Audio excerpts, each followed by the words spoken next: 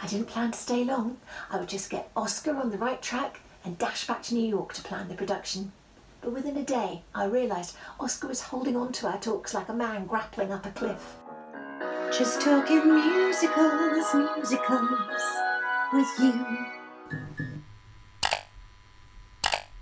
Hello, I'm Lesley Anne Knight and welcome to Just Talking Musicals. The first part of this season is all about how the 1949 Rodgers Hammerstein musical South Pacific first came about. And at the end of the last episode, James A. Michener, the author of the 1948 Pulitzer Prize winning book Tales of the South Pacific, had just signed a contract with Rodgers and Hammerstein to turn his book full of wartime adventures tinged with humour and romance into a Broadway show. The original idea to make Michener's story into a Broadway musical set in the South Pacific had come from leading theatrical agent and producer Leland Hayward and writer-director Joshua Logan, and they thought it would be a perfect vehicle for Richard Rodgers and Oscar Hammerstein II to turn into a musical.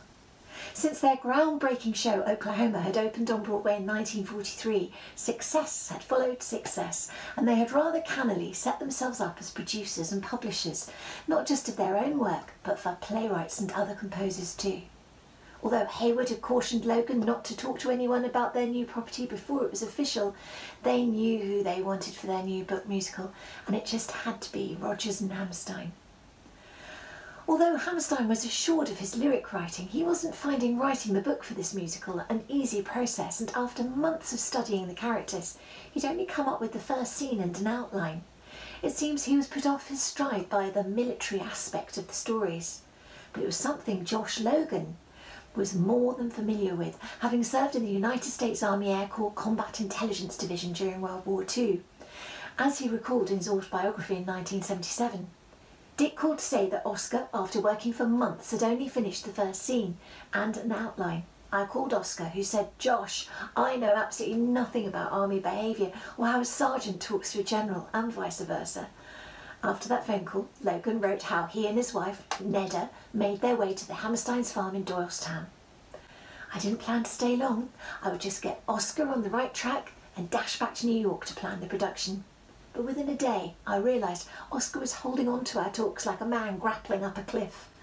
We talked excitedly through an entire rough structure, scenes bobbed up that neither of us had expected.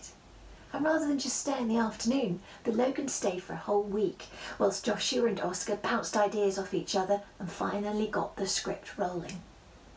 Set during the Pacific campaign of World War II, the tale they liked the most from Michener's book was the one entitled For Dollar, about a young Lieutenant Joseph Cable and the beautiful daughter of a disreputable, beetle-chewing Tonkinese woman by the name of Bloody Mary. But there was another story, Our Heroine, about a young nurse and a plantation owner, and Hammerstein came up with the idea of combining these two stories, then adapting three others along with an extra comic tale written especially for the show by James Michener about the GI's elaborate handling of the laundry. And so the story, an amalgamation of James Michener's tales, became a musical simply called South Pacific. The two main stories see Nellie Forbush, the young Navy ensign, falling for Emile Debec, a handsome plantation owner who lives on the island, only to reveal her prejudice and run away from him when she discovers that he was once married to an islander and has raised their two young children on his own since her death. Lieutenant Joseph Cable arrives to prepare for a secret mission to spy on Japanese naval manoeuvres on a neighbouring island, and he too falls in love with a beautiful local girl by the name of Liat, whose mother, Bloody Mary, has big plans for him to marry her daughter.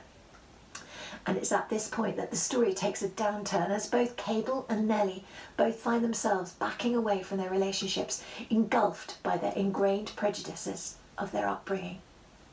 Aside from the controversy of these two love affairs, the story positively sparkles with the off-duty antics of the restless GIs and their comical efforts to pass the time before being called back into the heart of the war which was surrounding their island. One day in late May, with the basis of the musical agreed, Richard Rodgers received a phone call from a man called Edwin Lester. Lester was the resident producer of the Los Angeles Civic Light Opera Association, and he was in a rather sticky position. He had signed the leading basso of the Metropolitan Opera, Ezio Pinza, to a $25,000 contract to sing in a production that he was suddenly no longer able to honour, and he approached Rodgers and Hammerstein to see if they could use Pinza and thereby relieve him of his obligation.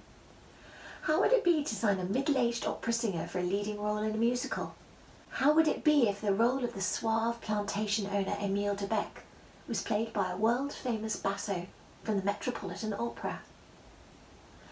Mary Martin was everyone's first choice to play the young ensign Nellie Forbush.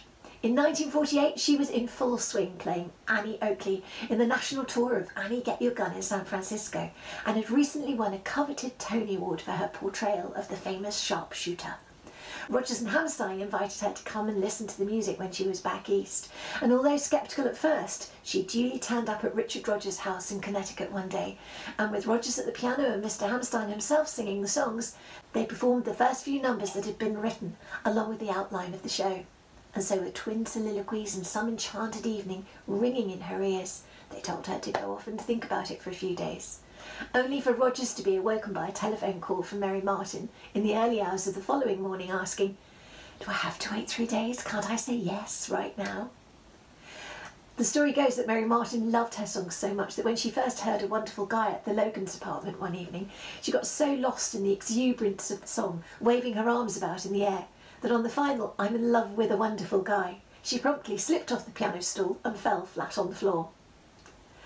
Right, that's it for this episode. Coming up, we'll be looking at how successful they were with coming up with the songs and an element to the story they insisted on keeping in, which some people thought would spell certain disaster for this much anticipated show by one of Broadway's brightest teams.